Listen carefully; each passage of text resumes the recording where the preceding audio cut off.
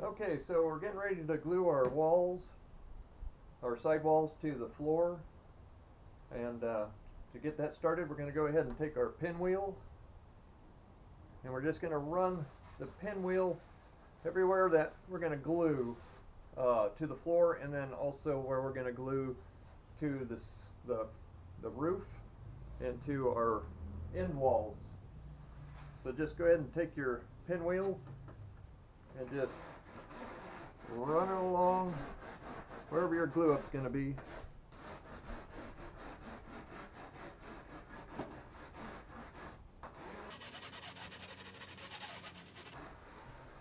So another alternative to the pinwheel is this carpet seamer, and you can use it as well and make it go a little faster.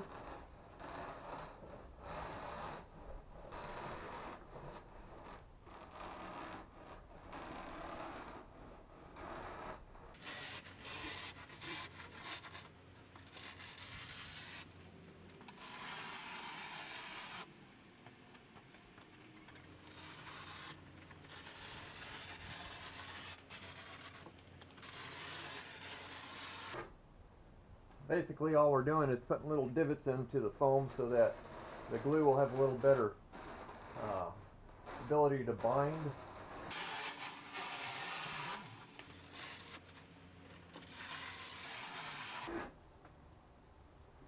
Alright, so on the side walls we're going to do all along the inside edges that we've taken cleared of canvas. We're also going to do the floor attachment and the ceiling attachment, which will be the long lengths.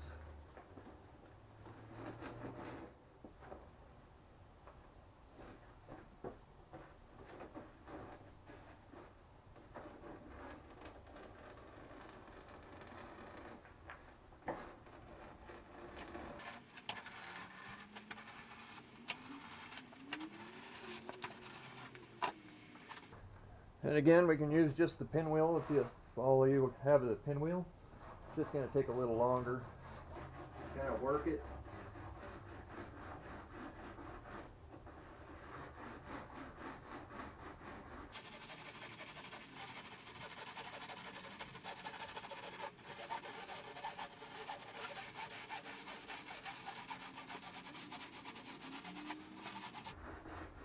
Again, we're just making little divots for the glue to bind to.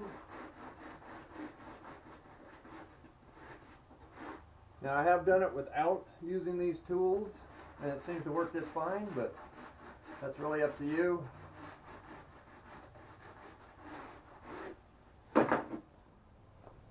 On these side walls, we don't want to do the ends on either end because these are actually on the outside. We're just going to divot where the glue is going to attach, which happens to be on the inside where we removed the canvas from the inside wall, and then both long sections, because one side attaches to the floor, the other side attaches to the ceiling.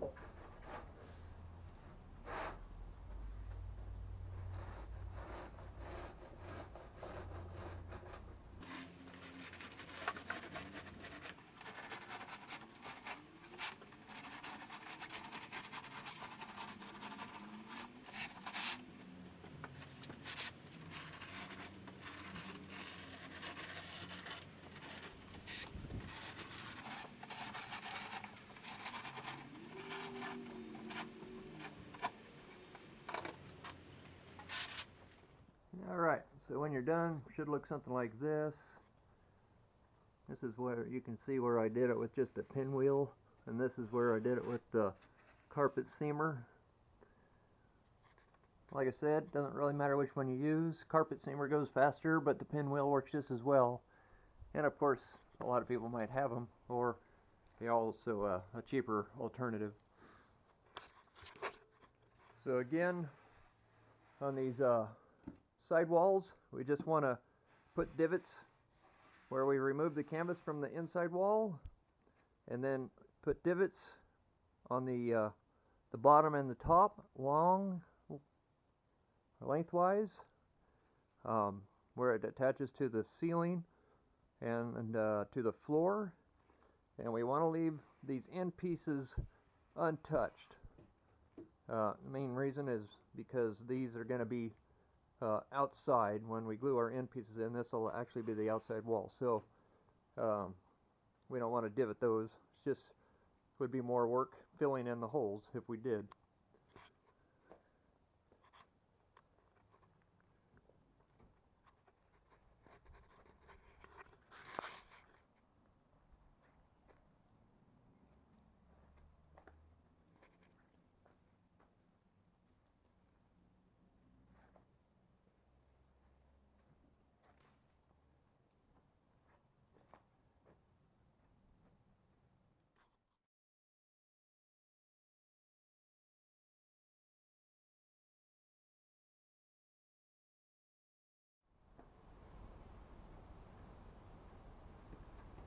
Okay, once we get our divots done on our glue surfaces, we're going to go ahead and attach the side walls onto the floor.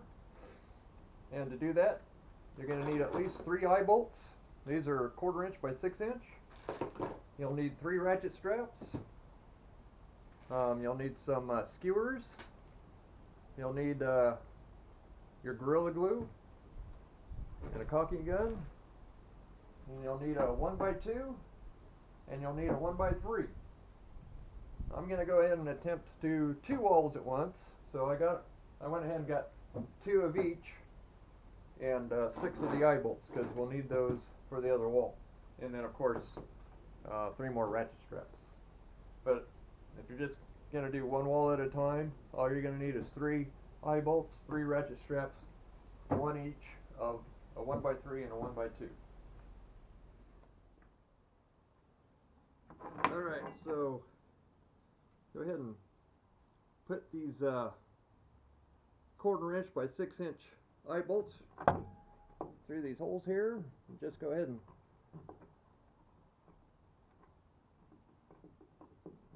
thread up the nut.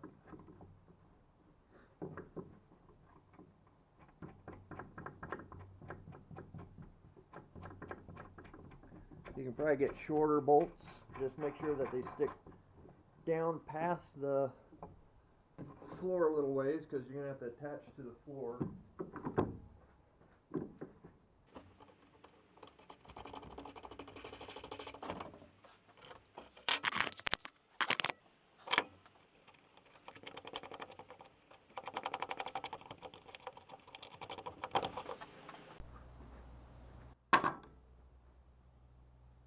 Alright, and if you want to do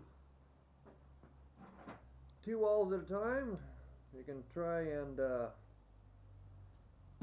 ahead and put 3 more on the other side, 3 more eye bolts on the other side.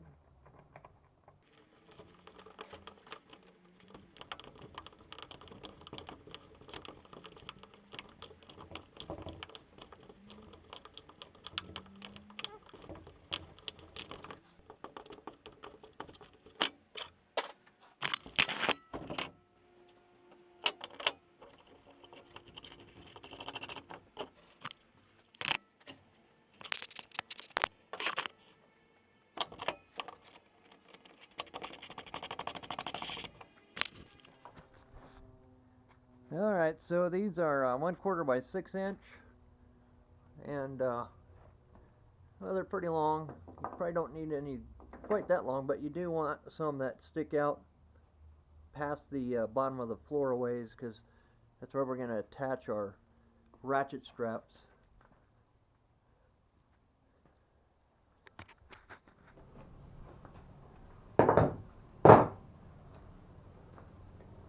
Alright, so before we start gluing, let's go ahead and get our ratchet straps ready to go. So just simply just want to hook on there to the eye hook. Get the straps where it's easy for you to grab them.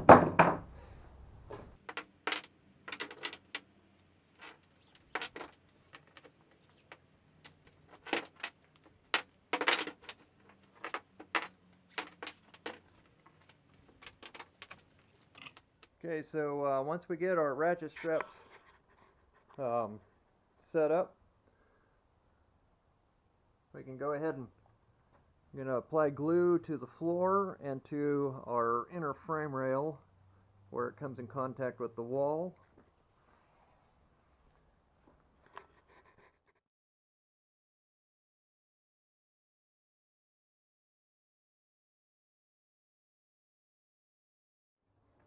Alright, we're going to go ahead and start our bead. Easier to do your inner frame rail first.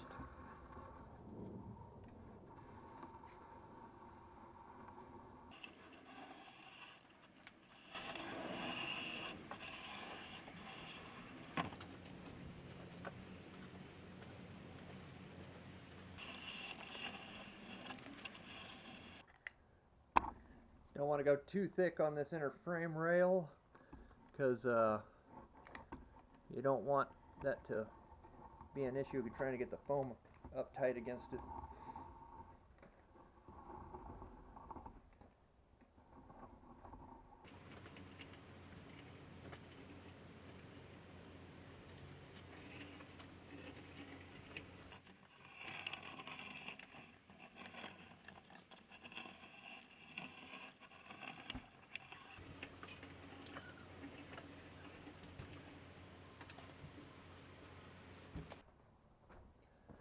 Alright, so we got 2 beads on our inner frame rail and 3 beads along our floor. Now we just need to grab the wall and glue it to our surface here.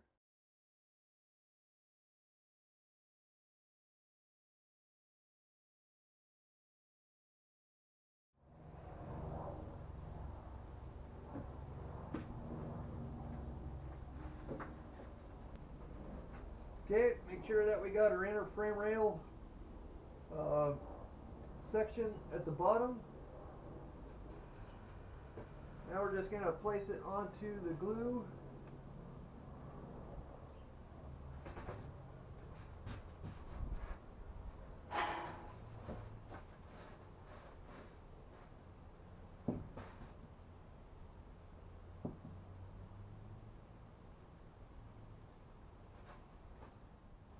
Make sure this front edge is right up along with the front edge of the trailer. I'm going to use a square to verify that I'm where I need to be.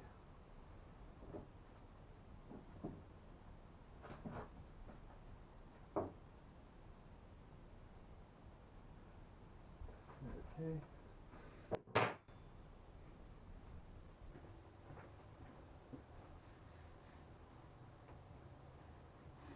Alright, make sure everything looks good.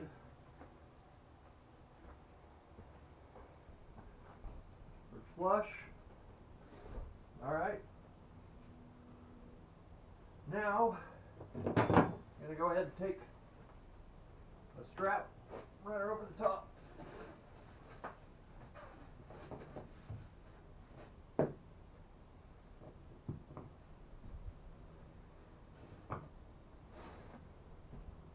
Okay.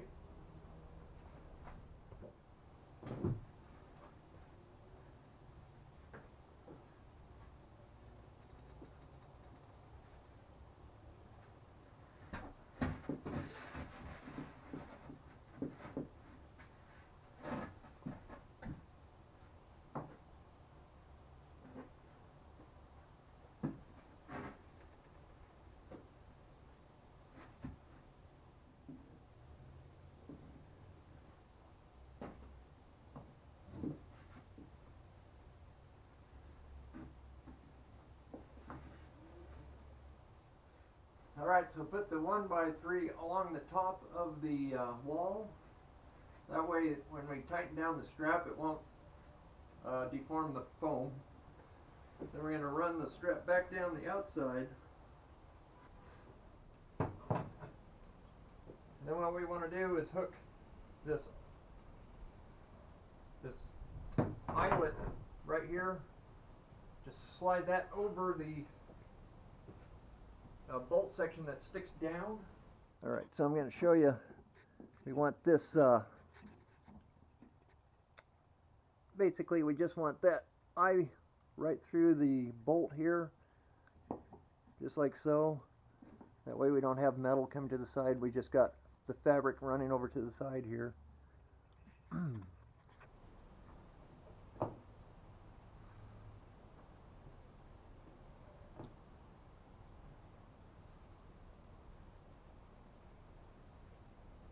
Go ahead and run your strap through.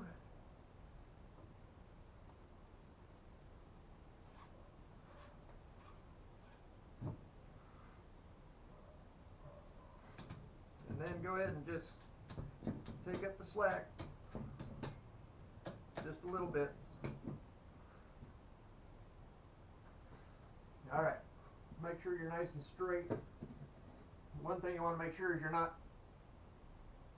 doing a down pressure on this section, this thin section here on the top. Make sure you're straight down the side here. Okay, so as you can tell, we got the straps going up over the top of the roof here, or the wall. And they're coming down the back side. And we put the eye through the bolt in there so that we don't have metal coming past this point right here. So once we get that, now we need to put a 1x2 here on the outboard side. Alright, so now we need to put our 1x2 in.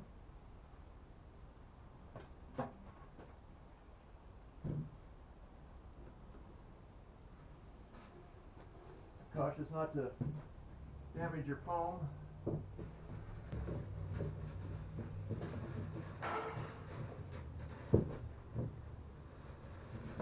Alright. Now slide the 1x2 down.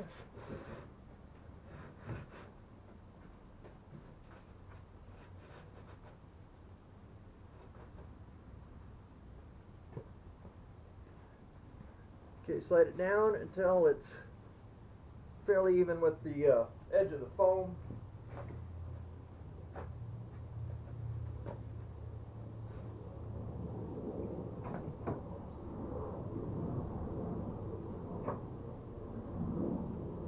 Alright, now we're going to go ahead and cinch up the strap some.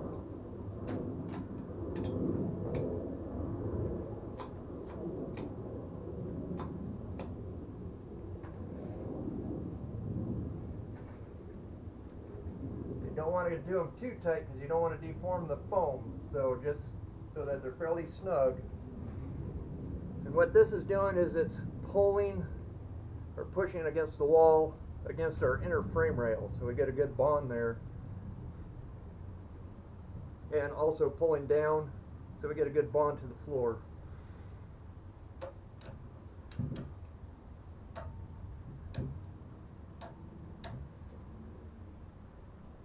Like I said, you don't want to make it too tight, just fairly snug.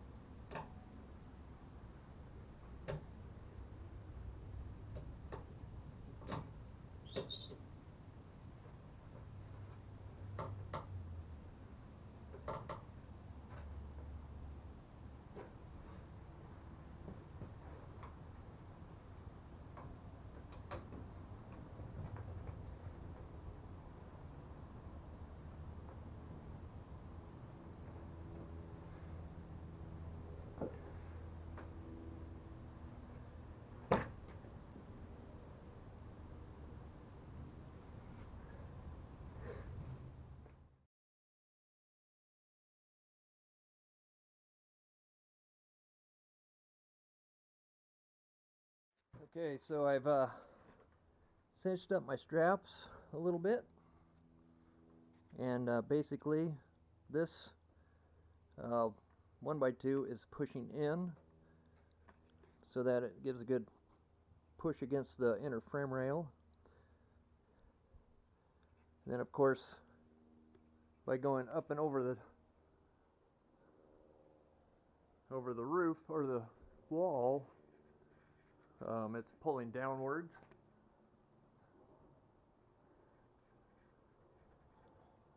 So once we get that set up, we want to go ahead and put an end wall in so that we make sure that this glue dries in the proper position. So we're going to go ahead and grab an end wall, and I'll show you how we are going to fasten that so that it holds the wall in the right position as it dries. Alright, so I put an end wall on here so that you can get an idea how straight the outer wall is. And as you can tell, we got a little bit of a gap. So you would want to, if you're just going to put the one wall on, you can go ahead and pull that together and use some tape or something to hold it in place while the wall dries, to hold it in the right position. Like packing tape really works well on foam. Then you can pull it over and glue it. It doesn't have to be exact, it just needs to be fairly close so that when it glues down here at the base, that it doesn't create like a bow as it comes back.